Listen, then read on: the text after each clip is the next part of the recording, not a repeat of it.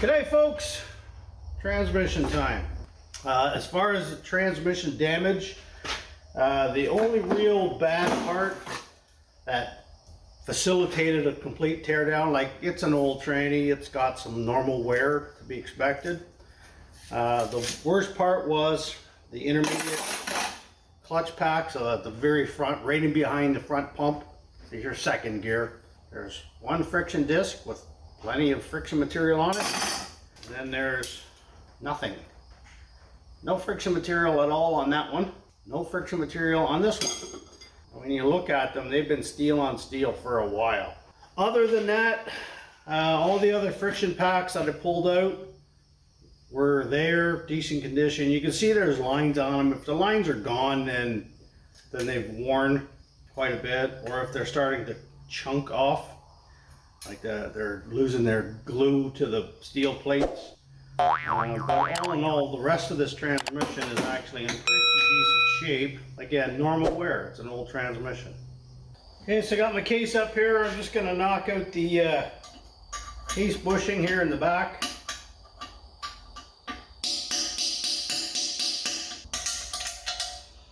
And I'll just be real careful not to hit the case. So as per, I don't have a driver that's the right size. What I'm going to do is I got a socket here that's quite a bit bigger, and that'll push it in straight, and then I can find something that'll actually work to tap it in the rest of the way. Okay, so case bushing, this is your output shaft. It rides on this part of this. That's your parking pole, so when you put it in park, it engages into these here. So that part right there, there's scoring there, but you can't feel nothing with your finger. You can go ahead and mic it and check it, but it is what it is, right? You're either gonna use it or you're not. Okay, so it's now flush, but it needs to go below flush. So it looks like 1.25 inch socket, and this brand anyway. That should do it. So that's the case bushing in right there. And you can see how it's got to go down. Basically, if you go flush with that little cutout, that's usually about where that needs to be. Okay, so I'm going to replace the bushing in the intermediate hub. Steel, unlike the case, which is aluminum, these are steel, so you can kind of relax a little bit. We're at a point where we're going to start putting things back in here. Low and reverse drum here. The seals, these things tend to get hard and brittle, and then they leak, and then it doesn't seal like it's supposed to. Kit I bought comes with all kinds of seals. Just got to figure out which ones are which. Basically, all I'm going to do here is one at a time, grab a piece, replace the seals, put it down.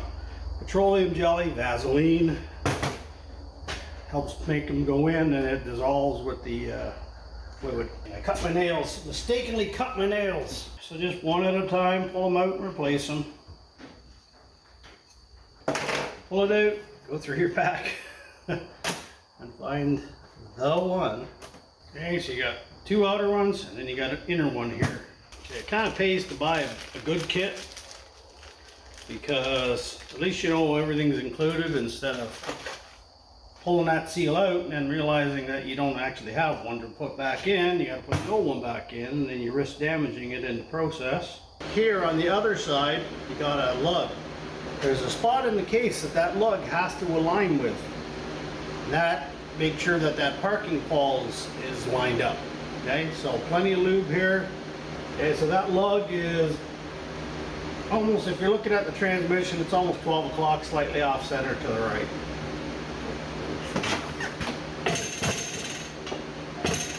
Okay, so all I did was put it in and just tap it. Because it's so far down, you can't really push it. So I just tapped it a couple of times, it went in. Okay, so in our case, we've got the springs that are stamped in here. So this makes this a little easier. This guy goes in next. Okay, a little handy dandy tool here. All right, we got our piston in, springs in. Now we're gonna put our clip in.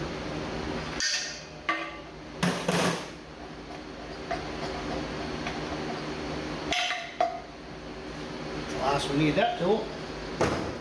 Okay, now we got our ring to case needle bearing. That bearing had to be cleared down because there's a little raised lip here that if it doesn't sit in there, it kind of raises this up. It puts a lot of stress on this, and you're just going to tear that out in no time. Okay, once you got that, you're ready for your output shaft. Once you do this, we can't stand it up on its end no more. Our output shaft is sitting in there now. So there you can see we got our low reverse piston put in place with parking pole gap outwards sort of at about 5 o'clock here. In the end of here we have a bushing. There's a plastic one sometimes you put in. This one's got a good bushing in it. One of the things that was wrong with this transmission was this was installed wrong. They didn't get the little tabs lined up and they were bent backwards. Fortunately nothing back there was damaged other than that. Little petroleum jelly on that just for the startup. Kind of like prelude, but you don't use engine prelude in a transmission. Okay, so that just sits in there and goes into those 3 holes. Part of the reason we put the petroleum jelly, it almost acts like a glue, kind of holds things where you want them. The next piece here is called the reaction carrier assembly. It's a planet. This here surface right here is what that bushing runs up against. This one you have to kind of rotate and twist as it goes in, and that lines up your planets.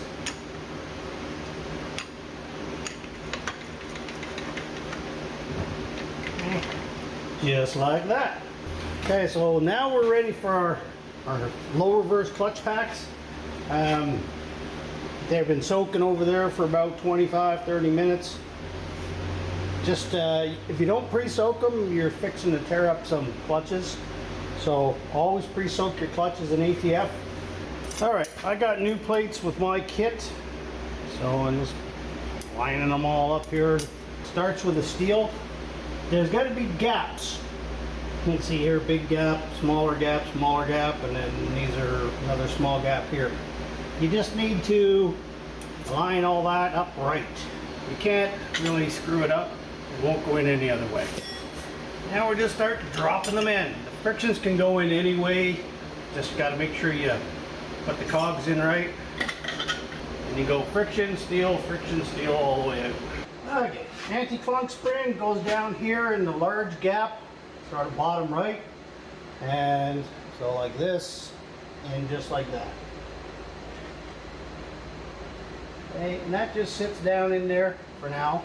The next piece is the sprag here, the one-way clutch. Okay, so that's basically the cap to all this here at the back. The last friction disc runs on this right here, so it doesn't have the steel, it runs on that. So we got a big gap and 3 little gaps just like the clutches do.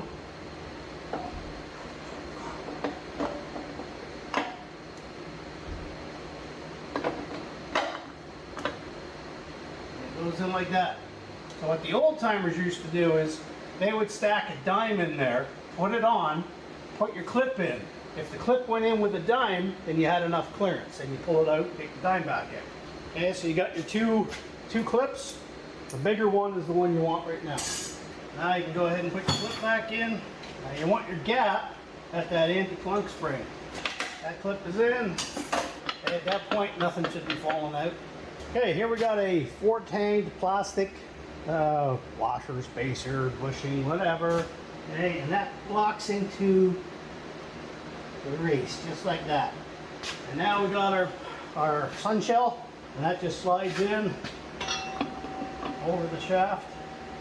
And you have to rotate it to get it to line up with the planets, just like so. You see what happens here when this rotates? The output shaft rotates the opposite direction. On par, of course, camera battery died. Didn't get much more done. Okay, so we got our sun shell in. I think was the last thing that was filmed.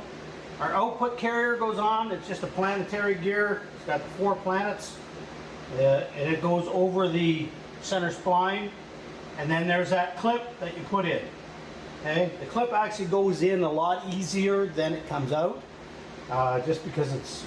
What I do is I put it in by hand, hold it, and then I just use a small screwdriver, and it pops right in. And there's nothing to it. So that's where we're at right now. I actually took some of this back out so I can show you. There's another spacer. This one's got 4 tabs. All right, it goes in like that. Okay, then we've got our ring gear. Same thing, the thrust washer runs right in here. Just petroleum jelly that's on there from what I had there. You just slide it over the planets and wiggle it as you put it in. Okay, just like so. You got another thrust washer. This one's got 3 tabs. You can see obviously where they would go. And we're now caught up. Woo! Didn't get too far ahead. Okay, our input shaft. Okay, so we've got our input piston here. We've got to replace the seals on that yet. Okay, so when it comes to these rubber seals, they are directional. All right, there's a raised part, and this one is the same way. You want both raised parts facing the inside of that cone. If you put them backwards, fluid's just going to shoot right out of there. Okay, that has to hold pressure back. Okay, these pistons here, they're super important. These are what actually push against the clutches. Okay, so that guy goes down to the bottom of here.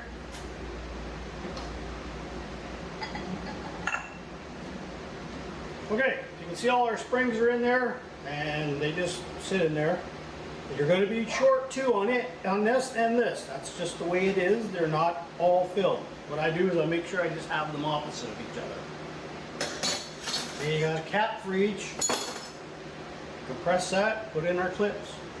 So we put the clamp in, push down on that, and then put our clip in around the edge. Okay, so our next piston's going in. Okay, same thing, you gotta make sure you're putting it in the right way. Piston is ready to go, it goes in that way. I had one little lip that was sticking up, and that was holding it all. I didn't want to push it because that's how you tear the seal. Alright, same thing with our springs. Okay, like so. A little cap goes on there. Push that down with our machine and put it in. Okay, there's our clip installed. Springs are all in place. Ready for clutch packs. Okay, here we got 5 and 5 steels. They are the same. First thing that goes in here is a wave. Then a steel. Then we just start packing in clutches. Okay, you can see they've been pre-soaking.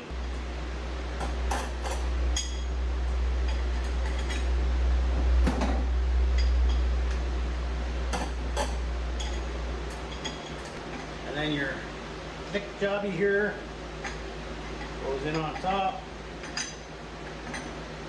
Like so. You got a clip that holds everything together. Same thing here. No wave in this one. For our forward clutch here, this is where things get janky. I've got 5 steels. A lot of times these will only have 4. This is where things have to be clearanced. And this guy, there's 5. There's a wave. So this only really engages when you shift from park into drive, or neutral to drive, whatever. So if you're doing neutral drops or whatever, you'll tear this out. The wave, you can take the wave out, but it makes a real harsh when you put it into gear. So some people will leave it out for racing. Okay, so we got 5. Normally, like I said, you might only have 4 in here. It all depends on what pistons you have. Sometimes you got a smaller piston, so we'll have to clearance this one.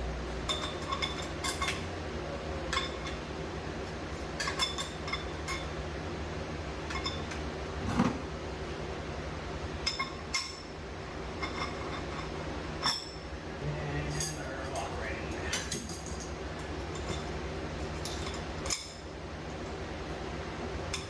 What I'm doing there, it's just reaching in to line up as many of the friction discs as I can, just to make assembly a little easier.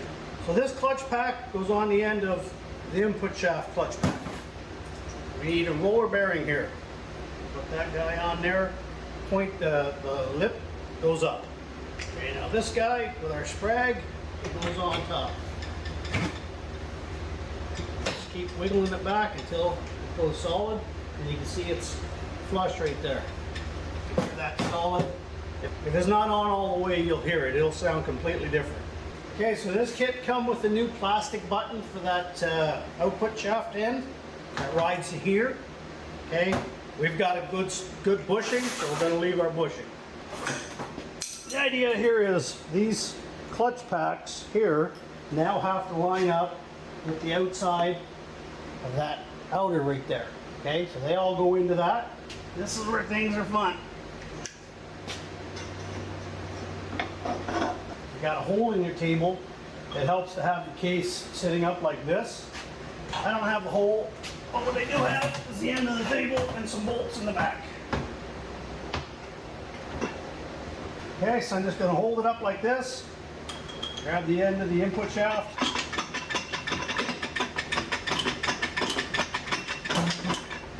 Just wiggle it until it drops into place. Okay, once you got it in all the way, you can tell because it sounds solid instead of very light, where if it was hitting a friction disc instead. Okay, solid. We're in. Next thing going in, engine braking band. So when you downshift or let off gas or whatever there, it uses the engine to help slow the car. Got two different ends, okay, a notch, square notch, and then a round one. The round one is where the piston coming from the valve body closes it up. So this just hooks into the case up top here at like 11 o'clock. Okay, just like so. And it's still all kind of wobbly because it's just not held in place yet. Intermediate clutch. This is your second gear. All right, this is the one that was blown on this. Okay, so that'll go in and bottom out like that. And then you got 3 friction discs, a wave, and 3 steels.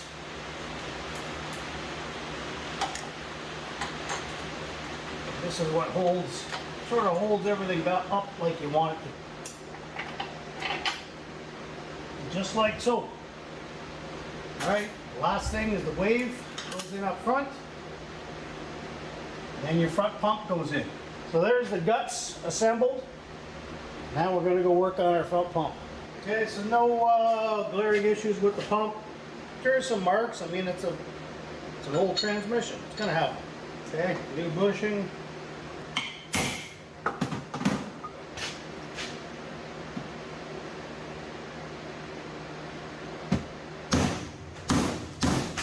Alright, new input seals in. Your pump gear, where the torque converter engages there, it'll be offset, those two. On the front, it's at the top, but tapered. Top goes up like this. If you do it the other way, you're never going to get the torque converter in. Seals, okay, same thing, note the direction. Both lips face in that way. Gently reinsert it. Springs are in. Plate is ready to go. These have to be lined up just right, or the spacing's all bonkers. So the same thing goes on the bottom. You can tell which bolts go where.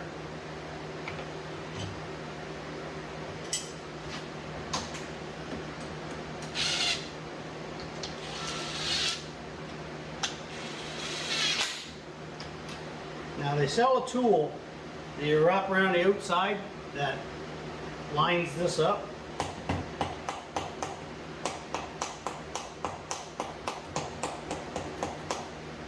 And the last seal on the pump here. This one's good up until right there. You can see how it's not bending quite right. Got all hard. It's actually really brittle right there. 180 inch-pounds or 15 foot-pounds, depending on which kind of torque wrench you're using. Now I'm getting into changing the seals. Again, they make different kinds. There's Teflon and then there's steels. Okay, so the ends of these, the way they overlap is kind of like this. So you kind of push one in, pull one out, and just overlap them. Of course, we got our little bushing we got to put in, or washer, bushing, whatever you want to call it. It's got one tab that lines up on that cutout. You should replace the seals. And they're not just flat washers, they're actual seals. Okay, we're about to put the pump in.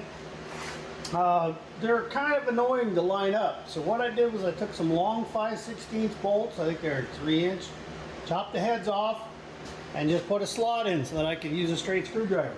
Now I'm just going to screw 2 of them in. opposite each other a couple of turns, just like that, not super tight or nothing. Now when I go to put my front pump in, they're my lining up holes. Okay, so you line up your pump.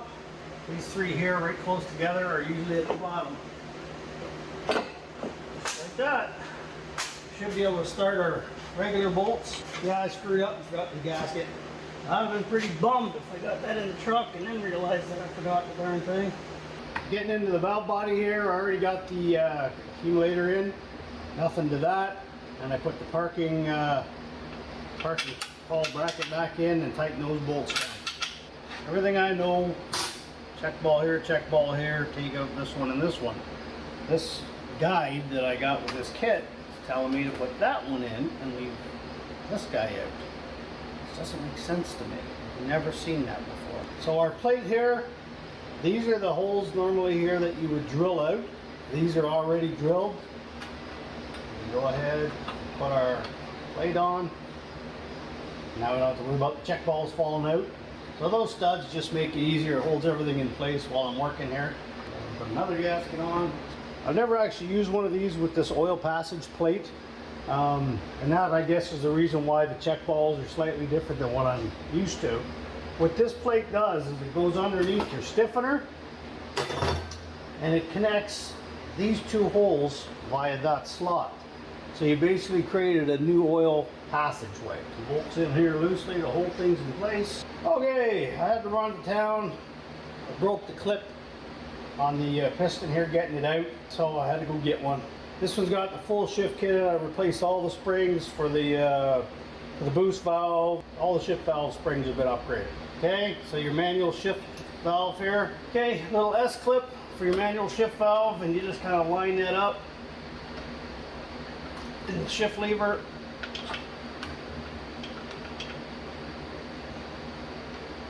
Okay, so now you just start rifling in bolts. They're all the same size. Okay, so this bolt here is going to come back out so that we can put our shift detent spring in. It just goes in like that, and you want to make sure you adjust that the roller is in the center. Okay, torque on these about 12-13 pounds. Start at the middle kind of and work your way out. Brand new filter. There was nothing wrong with the old one. 350s, you can re-clean them. Okay, always put a gasket on the 350 filter. Oh, can I find a bigger screwdriver? So one of the things I'm thinking of doing here is eliminating my manual kickdown cable here. That normally has this little linkage bar right here, and it just goes out through the case right here. And then you hook it onto your cable and run it up to your carburetor. What you can do is change it to a manual downshift. So it won't downshift unless you tell it to, is to pin that back just like that.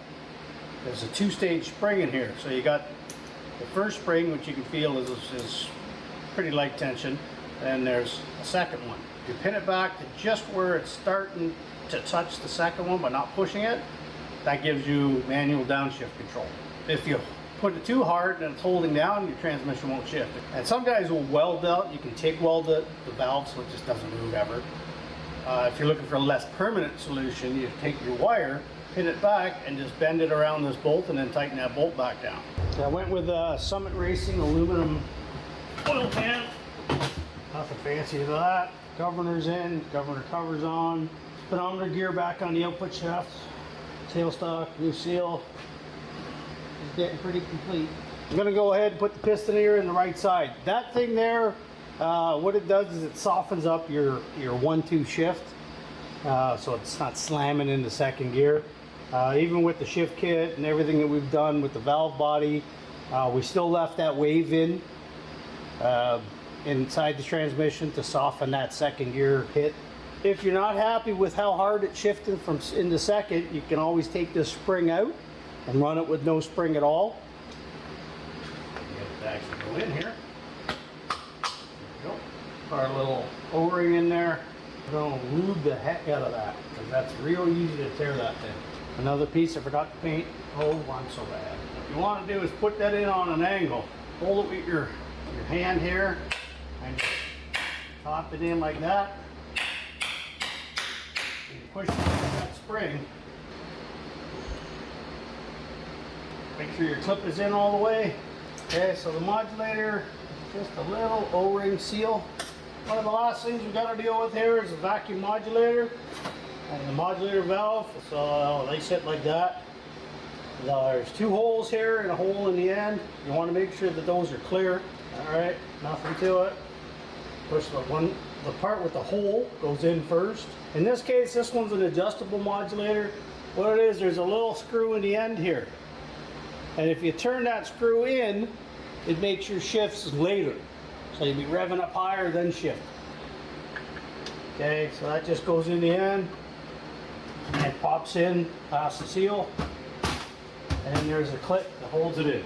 That diaphragm sometimes will leak. And what will happen is when you floor it to pass, transmission fluid will get sucked through the diaphragm right into the intake at your engine, and your car will smoke like crazy. People will be thinking, oh, I got something wrong with the engine, and they're chasing your tails. Okay, so in a nutshell, that's it for the tranny for now. Once again, I am not a transmission expert. I've done a handful of them, always my own. They always work. I never had a problem with them. These transmissions are getting harder and harder to find, especially ones that ain't been into a dozen times and are basically garbage. You know, it could be shiny and painted new on the outside, but inside it could be an absolute dog. It's always good to know a little bit about what's inside. Hopefully this was educational a little bit, and if not, it was maybe a little bit entertaining. We'll be getting this thing stabbed into the truck here probably the weekend. Anyway, like, comment, and subscribe, and we'll see you on the installation.